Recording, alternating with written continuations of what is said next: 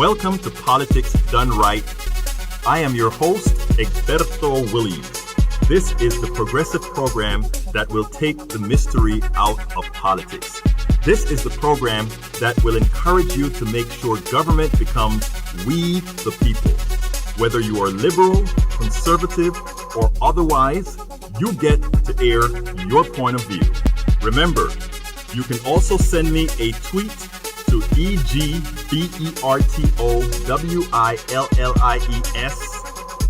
That is, at Egberto Willies. Let us engage.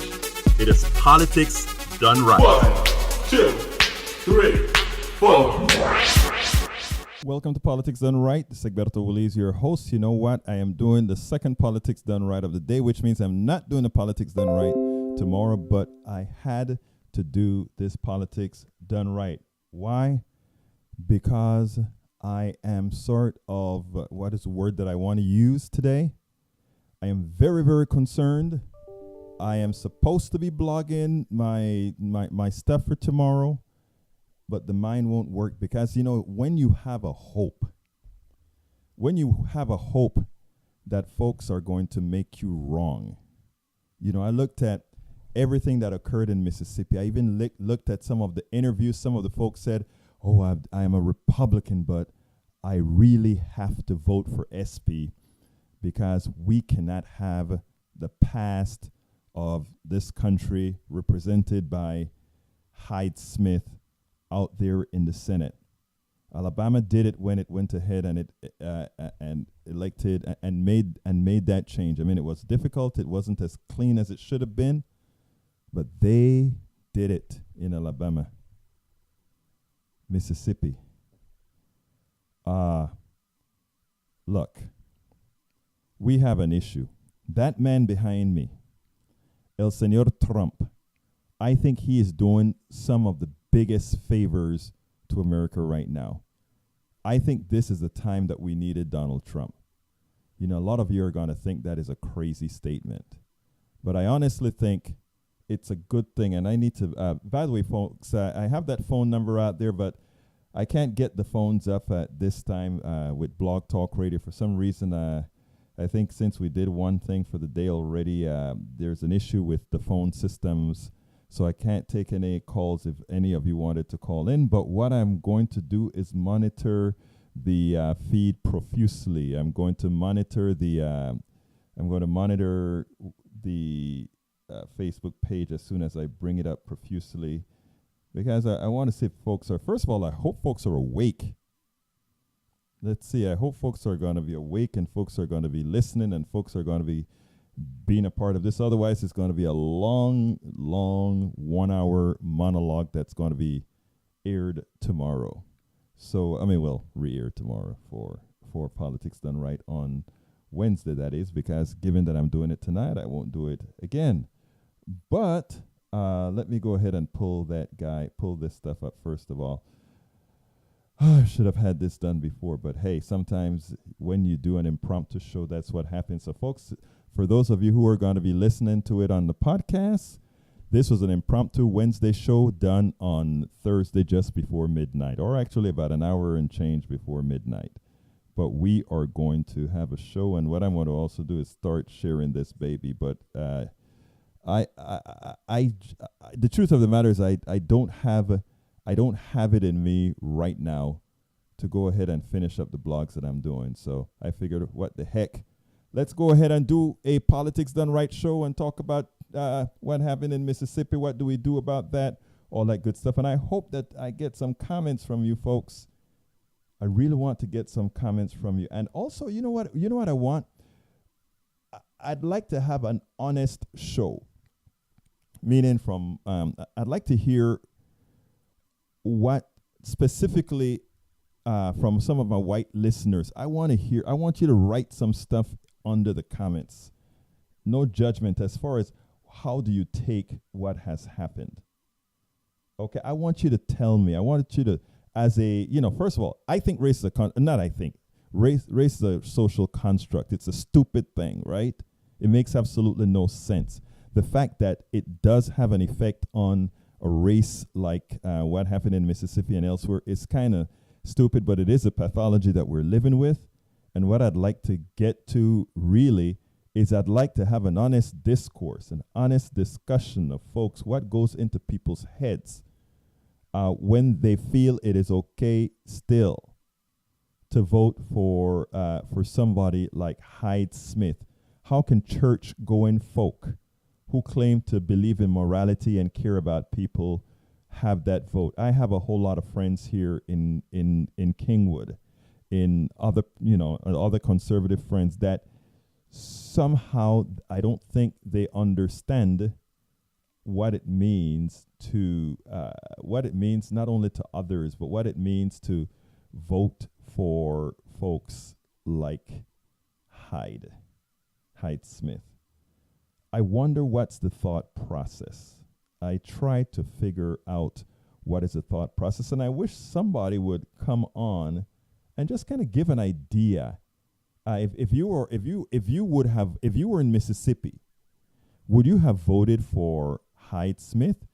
Is there anybody that's listening to me right now that if they were in Mississippi and had that choice between SP and Hyde-Smith, would vote for Hyde-Smith? And again, like I said, no judgment, no anything. I would like somebody listening who would have made that vote to just put inside of the comments here whether they would have made, what would the reason be for voting for Hyde-Smith, knowing the three major racial issues that we had with her. One, that she said, even jokingly, yeah, she'll be in the front row to a lynching. Two, that she, took pictures with Confederate artifacts and saying these were the best days of Mississippi. And when asked, hey, in these college areas or wherever these are, do you think we should try to stop those folks from voting, voter suppression? She said, oh, yeah, that would be a good thing. I mean, these are not just things taken out of context. These are things that, we have in real time. And that is a type of politician that just got elected. My question to you again is what within anyone makes it a possibility that it's okay to vote for that person? I don't think people are, all those people that voted for her, I honestly don't think are bad people. I listen to the reverends, many of the preachers speak to their pew. And many of the preachers, what's going on here? Looks like we've lost this. Come on, we can't be losing a signal now. What we're talking about here is the Mississippi race. And I think one of the questions I had outstanding was, what would make anybody vote for that? I placed a little notice on my Facebook page, and I want to read what I said first of all, because as soon as they said she won, it was sort of like depressing, because what I was hoping for is I really hoped that we were going to all be proved wrong, that somehow things were going to be different this time. Somehow folks were going to really, really look into their personal morality, their personal being. So anyway, I put on my site, right, a little message that said, let's find that message. I said, it will be foolhardy to believe that a woman who overtly supported voter suppression, joked about sitting in the front row to a lynching, and takes a picture with Confederate objects, claiming it was Mississippi at its best becoming U.S. Senator, is a Southern or Mississippi phenomena and not a deeper national problem. We actually owe Donald Trump a huge thank you. He has forced the country to realize that beneath that smooth, silky looking skin, this presumed melting pot had become is an infected, foul, diseased flesh. Let's fully rip the skin, the scab, disinfect the wound, and get a pregnant regimen of a potent broad-spectrum antibiotic. That is what we pretty much need, right? Because that is the reality. And then I got a statement from one of the persons that said that she was following the race and was disappointed in the person who said she'd been in the front row. In other words, she was very disappointed after she saw the race. She expected better. All right? But This is interesting. Actually, I said it is more about the electors than the elected. Remember that most politicians are empty suits catering to what they believe people want to hear. I hope we concentrate on the masses and not the empty vessels. And by concentrating on the masses, what I'm really trying and hoping for is for people to start having honest discussions about this stupid thing called race, right? Because it's a social construct that it's used to really destroy, deny, all that good stuff. And for those who think that it's only the people of color that are affected by racism and all of that, that's not the truth. The reality is everybody is. You know, it doesn't matter who you are because it is used to control. And the thing about it, you know, I don't remember who I was talking to today, but I said, you know, here's what's interesting, right? Racism is actually used, and I would actually say racism is actually used to really afflict pain, what I called acceptable pain on a large group of people in this country. And I'm going to give you an example, right? Let's go ahead and look at a place like Appalachia, mostly white, okay? In all these mountains and all that sort of stuff. If you notice when I do my shows, I usually say we would have really attained a lot. We would have really been able to control this system when we unite the barrios, the ghettos, and Appalachia. And the reason I say that is when you can get black folk, Latinos, white folk, Asians, and all of that working together and finally realizing race is a stupid construct. It doesn't make any sense. It was designed to divide and all that kind of stuff. When you can really say that, right? Those people that are pushing those messages in order to divide fail. And then you can really start attaining the things you really want to do. And I want to use Appalachia as a good example, right? Do you think you could keep a people oppressed as they are in those parts of the countries? And, you know, people say, oh, are they really oppressed? Oh, yeah, let's look at what happened with GM. GM just closed the plant, right? They just closed a plant that Trump earlier said, this plant would never close. Don't sell your homes. And we're bringing more jobs. We all know that was crap. We all knew that.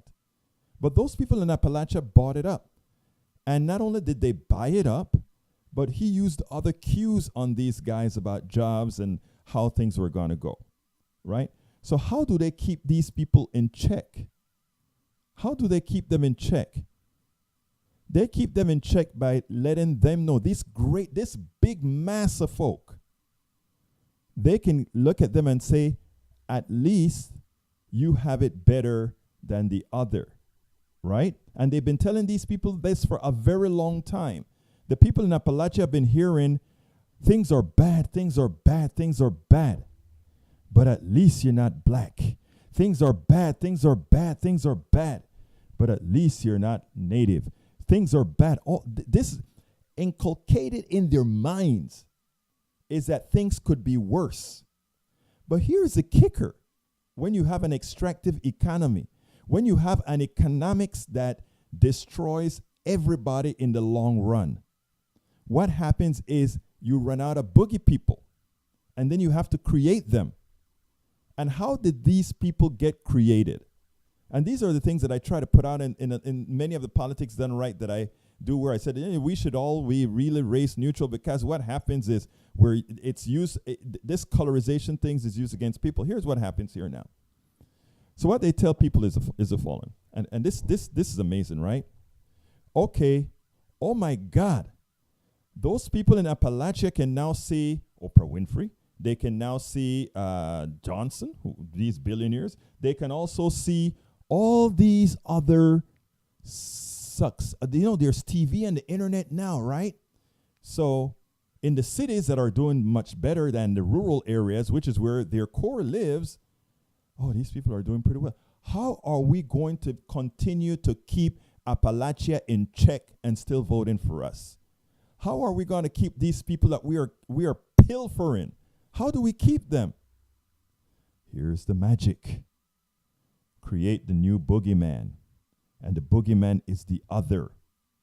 And you bring back out that hate. The reason you are doing bad is because those other people are taking an unfair share, a share that belongs to you, your birthright. Your birthright is being taken.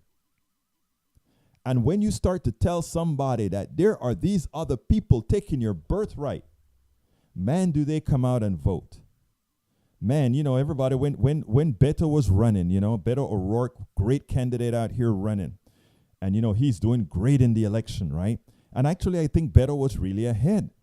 And people said, oh, Donald Trump came to Texas and he really damaged Ted Cruz and all that kind of stuff. I'm telling folks, no. Don't believe that. Donald Trump didn't come to Houston to try to get Houstonians to vote for Ted Cruz. Donald Trump knew that Harris County was up for grabs. He knew that. Ted Cruz won Harris County. Donald Trump also knew, however, that this was a big media market and that our shows get to every single rural part of this country. And those are the people he was talking to. He wasn't talking to Harris County. Hell, a lot of the people in that stadium drove in from all these rural counties out there. And then they were going back with a message. They saw their master. They saw Donald Trump. And this is what we have to do. A friend of mine who live in the rural areas called in and he said, you know what, man? I have never seen people voting like this before. Well, that's great. We want people to vote. Everybody we want to vote. But he had not seen people voting like this before. People were voting out of fear. People were voting that their birthright was being taken. Again, it's not that people are bad.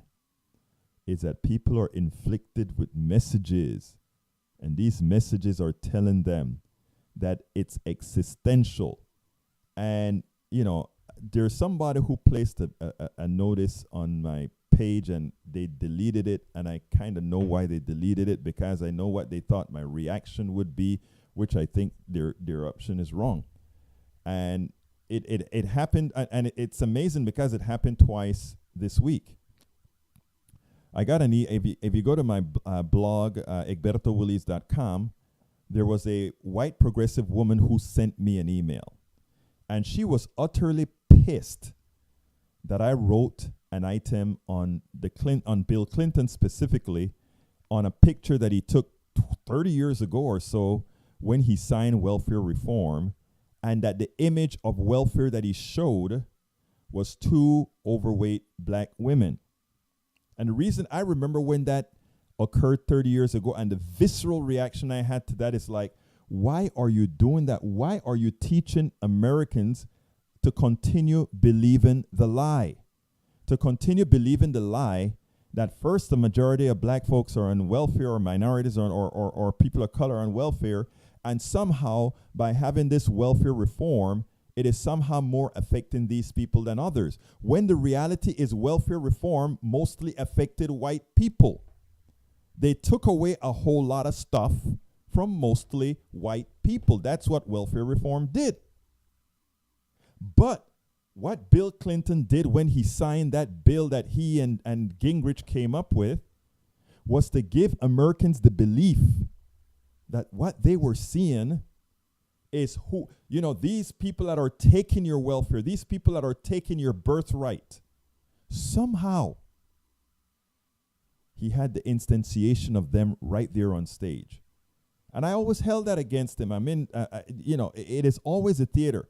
The Sister Soldier movement, the things that people don't really understand about the Sister Soldier movement, I included that in the blog as well, because, there are I talk about the mainstream media being horrendous in the way it covers stories, everybody thinks that Sister Soldier moment was one of Clinton's best things to have done because he showed he could stand up against his base. But he did it against the wrong person. And nobody knows that.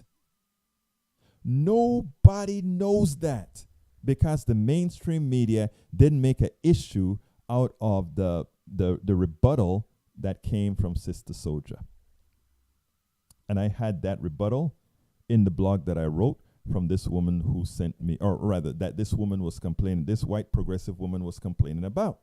I sent her a very long and soul-searching letter, because there are a lot of people like the person who wrote and erased something on my post today that said, I am tired of being blamed. In other words, there are a whole lot of white progressives that are now saying, because of the trajectory of this country, where a whole lot of white people have succumbed to the pathology that Donald Trump is putting out, a lot of them are feeling the angst of that guilt. Why? You're a good person. You don't have to do that. You voted the right way. You're a person before you're a race. And there isn't, like I said, racist social construct. No guilt here. Let's see. Luann Gothard Thomas says, as I said before, I can't imagine why anyone would vote for Hyde-Smith. I think she should have stepped down. I was appalled she won. Teresa Evanco said, human race.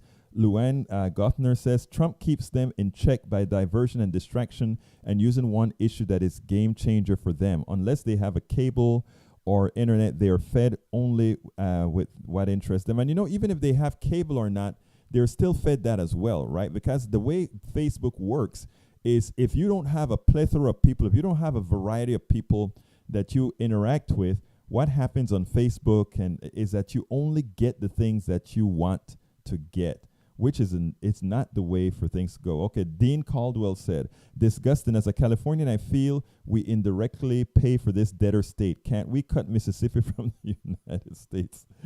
I don't know. I don't think you can do that. Okay, let me get to the current one that we have going, because I think what happens here is that was from the old connection. Let me get the questions from the new connection now, because again, like I said, we were blasted 2 different times. So let me pull this one up now and see what folks are saying. Luann Gothard said, I was wondering the same thing right when I posted the first time, and it again on my second post. Yeah, I don't know. It's like a conspiracy, my friend. They're trying to continuously take us off air. Anyhow, going back to the thing. For those of you who are new, who are just coming on, I want to repeat something that I said that is very important, because this particular piece is very important. We can't look at those people that are voting as bad. We have to look at what the leadership, the people that they consider the leadership are doing. What are those people doing? And let me tell you some of what these people are doing, right?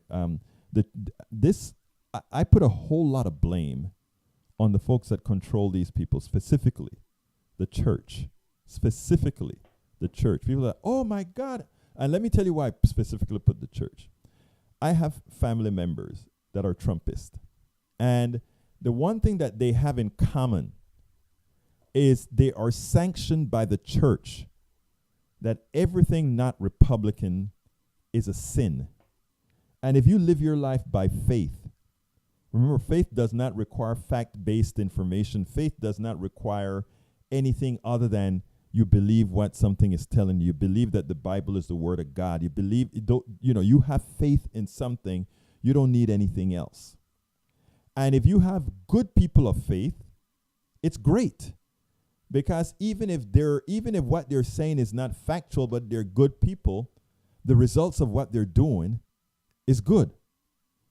But if you have bad people of faith, which in the evangelical church, the vast majority of those pastors, or what I call the feel-good pastors, the ones who worship money, the ones who believe that somehow capitalism has something to do with religion, as opposed to just being an economic model, who believe that they can control, a woman's. I mean, the truth of the matter is, the evangelical church has turned really into I don't want to say an evil enterprise, but an enterprise that, for all practical purposes, many times are inhumane. And it's not an easy thing to say, because a whole lot of people take exception to religion. A lot of people are, in fact, religious. But what I'm saying is, what gave a whole lot of those folks in Mississippi the feeling that it was okay to vote for Hyde-Smith isn't that they're bad, but that they are people of faith. And if the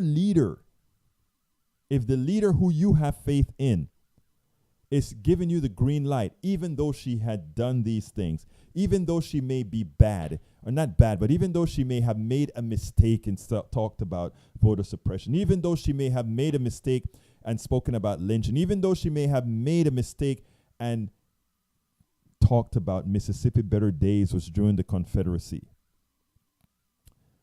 It is okay to vote for her because she's there to sustain God's word. How do you vote against that? How do you vote against that? Every minister in those rural towns, every one of those evangelical ministers, I can guarantee you, are telling their pew that the right vote, irrespective of who is running, is that Republican vote. It is that Republican vote.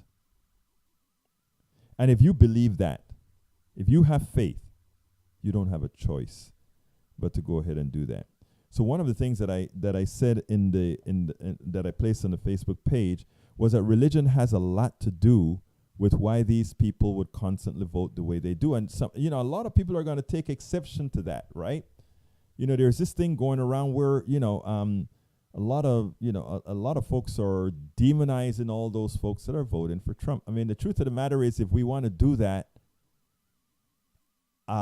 in my humble opinion, it is not constructive. I don't understand why they do it, but I don't want to demonize them. I want to work with them. And I have to too, right? I've got relatives that vote that way. And, and I mean, I have relatives that vote that way that are both white and black. So my point is, it's not a simple question. It's not a simple thing. You have to get below the pathology of what's going on. And when I look and I say, knowing my folk, I say that the evangelical church has a lot to do with it, because the evangelical church has turned the immoral. The evangelical church has turned the evil. The evangelical church has turned a whole lot of these things that are otherwise wrong to right. And since their pew follows them, that's an easy vote. So there are two dynamics here that I've constantly say is impacting how these people vote. One is fear, and the fear is somebody else taking your birthright. Not like you really had one, but that is how it is sold, right? It is sold as those other people are taking your stuff, or those other people are coming to overrun you. And then we have a derelict media that goes out there and justifies. A derelict media goes out there and, as opposed to being the fourth estate that's teaching folks how to be or how things really are, they're helping sell the Kool-Aid. They're helping to sell the Kool-Aid. That's why, folks, it's on us, right? It's on independent progressive media. It's on you as well, right? It is on you as well. I mean, you can't just stand up and say how bad these folks are and not engage, for all those folks that are saying, oh, all those white folks are voting that way. And for that, the white progressives that called me and said she's tired of being blamed. One of my answers to her was simple. Look, you're a good person and you're voting right. You're doing all the right things, but you got to do more. You got to go out there.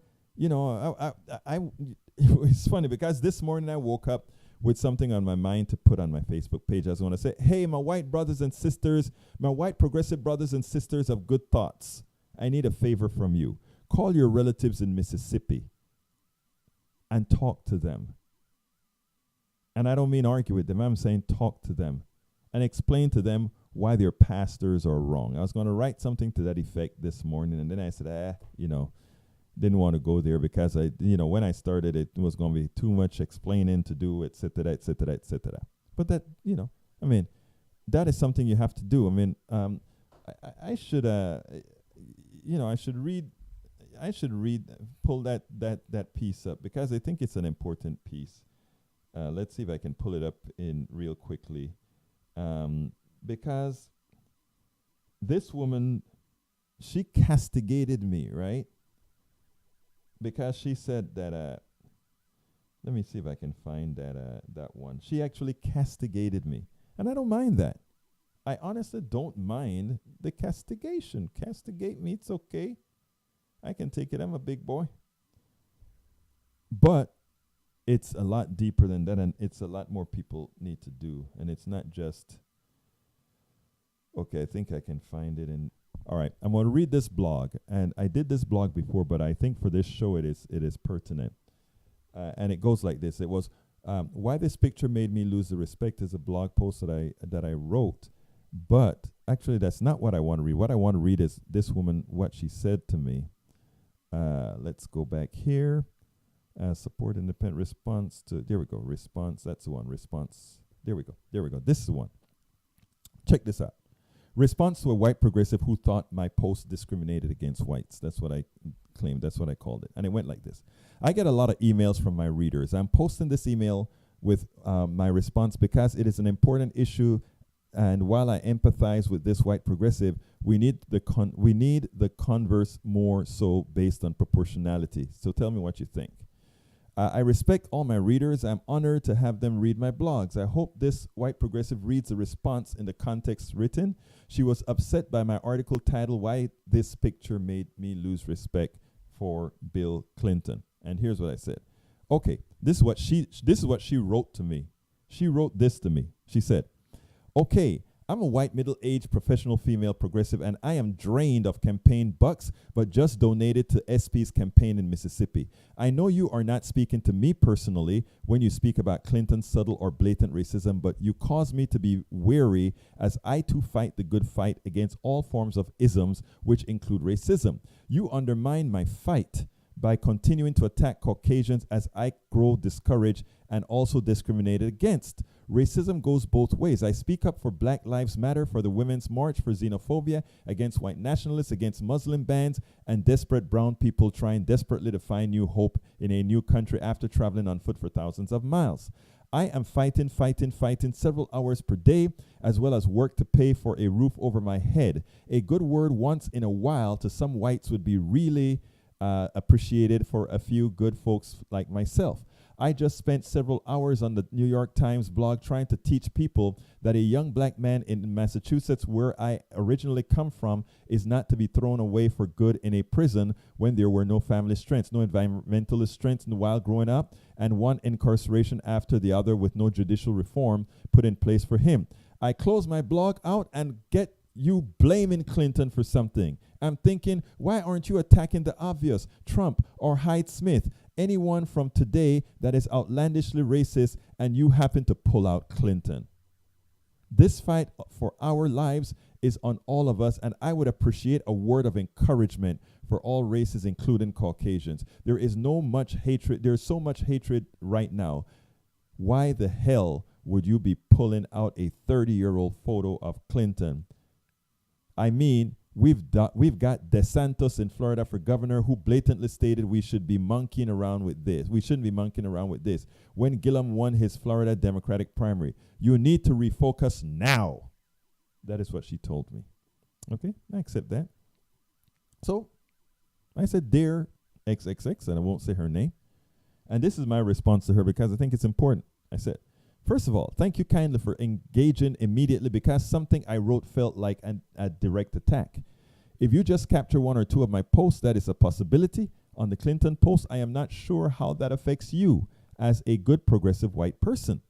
Before I go into a complete answer, let me state that I regard race as a social construct and all people are harmed by what we have allowed racism to inflict on us all. White supremacy likely does not apply to you. And the risk of infuriating many of my progressive brothers and sisters, it has little to do with race if you really check economic supremacy. It may have started in the capitalist world order as white capital owning man supremacy, but the evolution means understanding it as race-based, detrimental to the economic justice movement. Trump has more in common with black billionaire Bob Johnson than any of us, white, black, or other. People of color, because of sheer numbers, military and police control, and other factors, could not have improved the condition absent white allies. The fact that you wrote me the email you wrote to me as a white progressive with those thoughts should give all of us in the movement pause. Why? That you feel that way means we have a deep messaging problem. How much easier is it for the white underclass then to be captured by the narrative of Trump and the right? And that's what I was explaining in an earlier post, where I try to say this is the danger of what's going on right now, because even good white folks, good progressives, they can get drawn into that stuff when we start having these issues with condemning what occurred in Mississippi. Some people start to say, well, oh my God, you're condemning me. No, we're condemning those people who voted wrong, and we're not condemning them personally. We're condemning for what actually occurred. But anyway, continuing. People of color, because of I read that one already. On my radio media show, Politics Done Right, I use a form of the phrase, when we unite Appalachia, the ghettos, and the barrios, the plutocracy will then fear us, giving us the real opportunity to get the middle-class-centric policies we are owed. Here is the deal. I stand by what I said about Bill Clinton and all that I've written about them. It is not that they are bad people, but they are not who they were. And by the way, I don't care about their hearts, just their policies and actions that affect the body politic and the middle class in particular. Their deeds do not apply to anyone but them. In other words, I'm not blaming you. White progressive warriors sometimes feel that they are attacked by people of color and other more radical white progressives for being white, even as they feel they are doing the right thing. Before I talk about that, I must take some time and speak as a black man as opposed to a raceless blogger.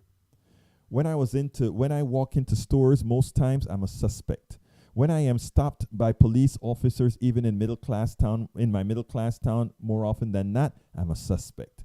I'm treated like a potential suspect. When I go for service in many places, I'm treated as second fiddle. When I worked in corporate America, where some professionals got 1 or 2 interviews, I got 3 to 6. And I could go on and on and on and on of every aspect of my life, even now in 2018.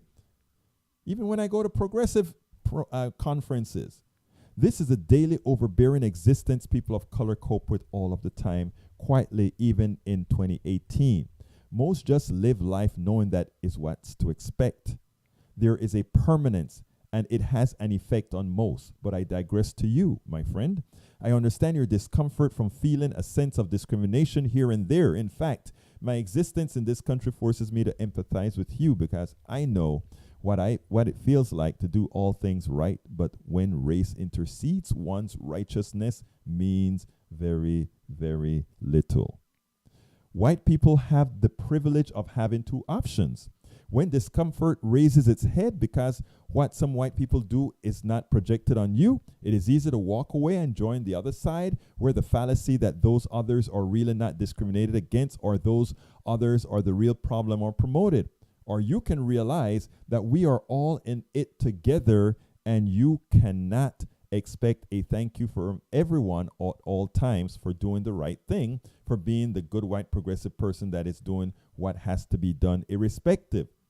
As a black man, I carry the silly and unfair burden of what white people and some people of color think about black men. I can jump up and down, sulk, complain, become the Uncle Tom to prove I'm not like the stereotypical or stereotype purposely inflicted on black men, or I can simply lead by example with my eyes focused on the ball.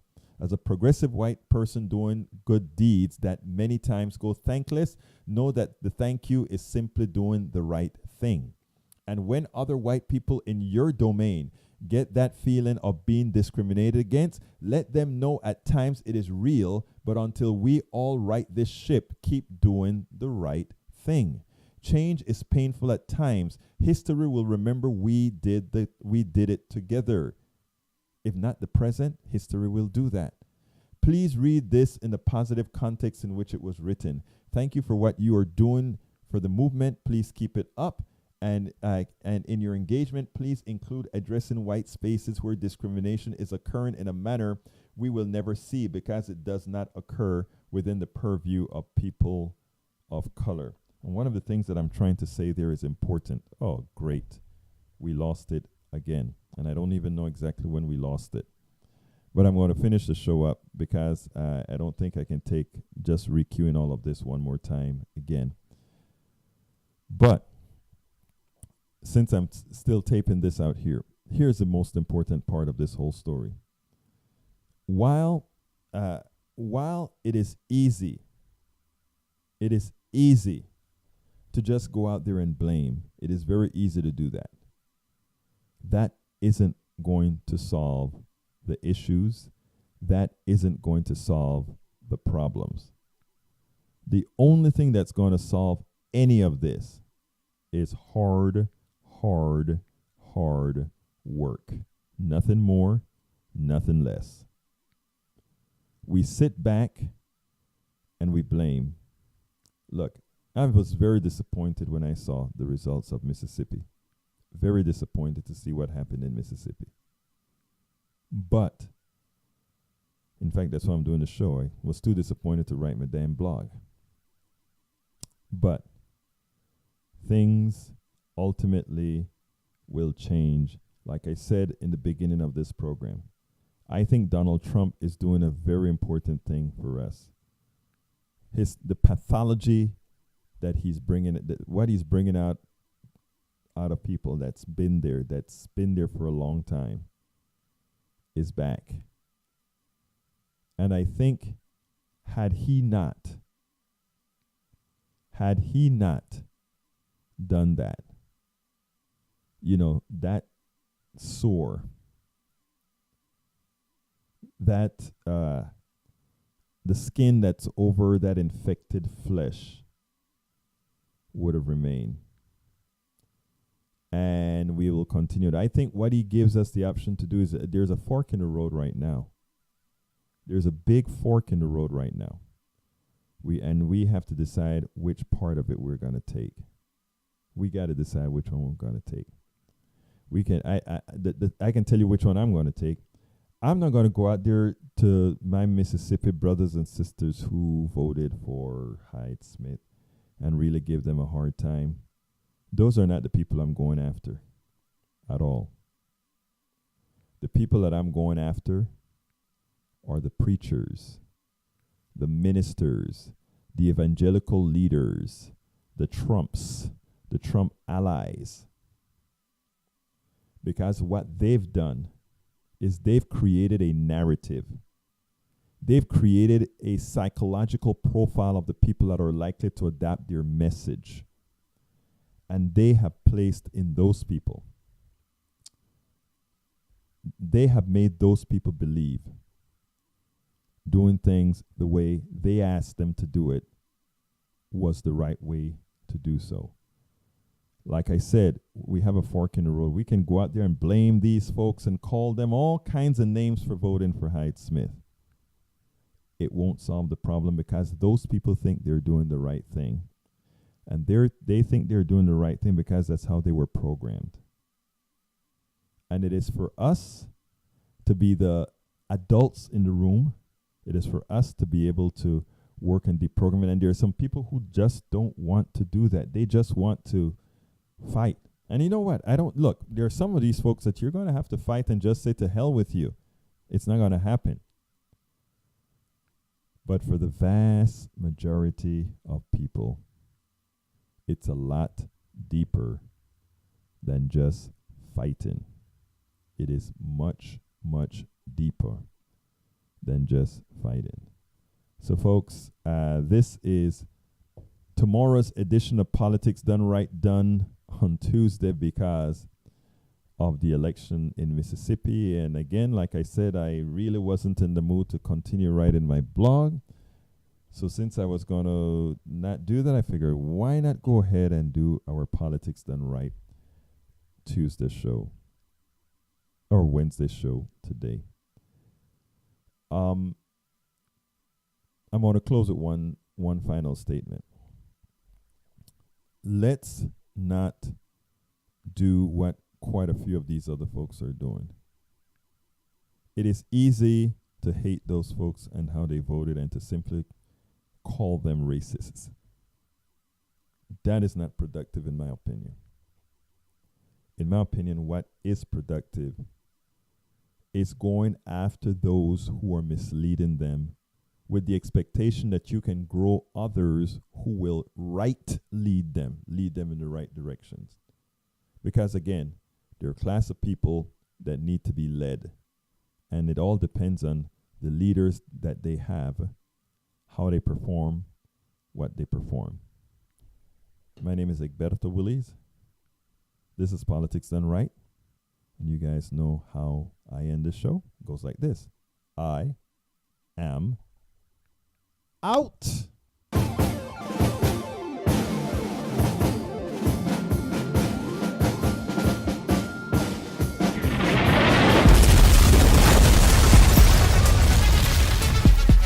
Welcome to Politics Done Right. I am your host, Egberto Willies. This is the progressive program that will take the mystery out of politics. This is the program that will encourage you to make sure government becomes we the people.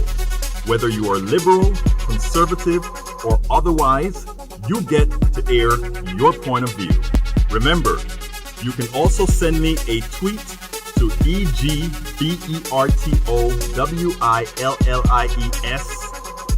That is, at Egberto Willies. Let us engage. It is Politics Done Right. 1, 2, 3, 4.